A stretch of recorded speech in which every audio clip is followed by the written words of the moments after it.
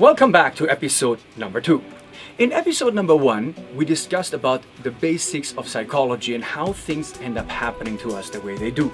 And we said that we're born as innocent young babies talking real truth, and that by speaking real truth, look at Auntie, she's got a big pimple on her head, we get punished. That leads us to behave in certain ways. So most people live in the illusion that other human beings are not predictable. The fact is that most people, before they wake up and become conscious, are very predictable. So yes, we're all special. I'm not saying you're not special, I'm not special. What I'm saying is that most of us start playing a certain role from childhood on that then makes us behave in certain set manners that will actually become very predictable. Let's look at it.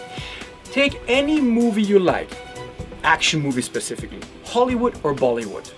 And here's a prediction you can make, very simply. There will always have to be 3 main characters. Take Superman, Die Hard, any movie you like. First of all, we'll have to have the hero, right? The guy who always survives the shooting. Then, of course, the hero must have a villain to fight, because otherwise you have a very boring movie. The hero just sits around, drinks Coca-Cola, eats a hamburger, and what is he gonna do? So after the hero, we need the villain. And they fight each other, and it's very dramatic. And we all know what's going to happen. The evil villain will have to die. But what are they fighting for? So who's missing? The victim. So every movie, actually you'll see, a part of French movies because they always have a sad ending, you will see that there's a victim, a villain, and a hero. Having known that, now you can save a lot of money and not go back to the cinemas.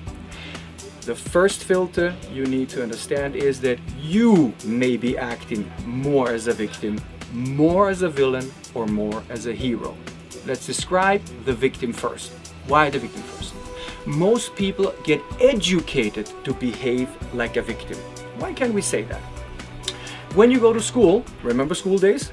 Teacher knows best. Has it ever happened to you that you were sitting in some class, biology, math, and actually you knew the teacher was wrong? You knew it.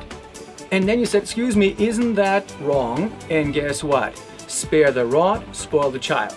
Even at home sometimes, when you want to speak back to your parents, in my case, speaking back, that was not even part of the book. Am I upset with my parents? No, I was brought up the old-fashioned way, if you know what I'm saying. So most people learn one thing early in life. Speaking the truth doesn't pay. I'd rather be quiet, and I'd rather be doing what they tell me to do because that's safer. Fair enough so far? Some people actually get broken psychologically to not be able to be responsible at all.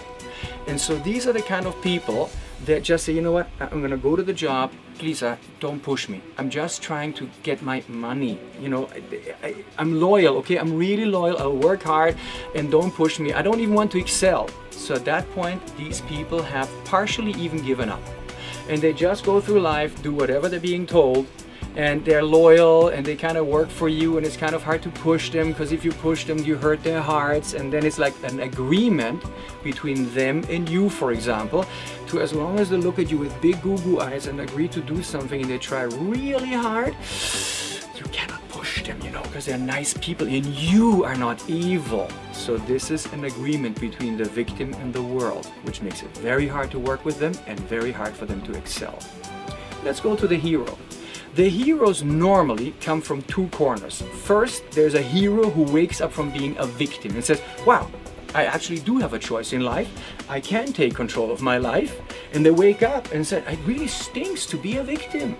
And then they realize I can help all these people, and they start helping victims. Well, the fact is the victim does not want to be helped. Most victims are going, you know what? It's kind of easy to live the way I do right now. I don't want more responsibility. The only thing a victim wants is a hero to go and cry their tears, explain to them why life is evil to them, and not having to change their patterns. So this is when victims become a hero, or people come from very righteous family who do a lot of social work. They want to save the world at all costs. I'm all for saving the world. But people like that are not saving the world. Look at Haiti, what happened there. All these Save the People organizations came in and they started fighting each other to help the Haitians to the point where things came to a breakdown. So an unthinking, unconscious hero has got a problem. He or she feels really good about themselves because I'm helping.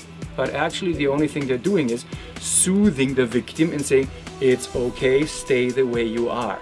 I understand why you are in this trouble. And they continue the pattern of supporting that behavior. Classical example, when girlfriends have got girlfriends who always meet the same guy but a different face, if you know what I'm saying. And they're always unlucky because they happen to meet the wrong guy.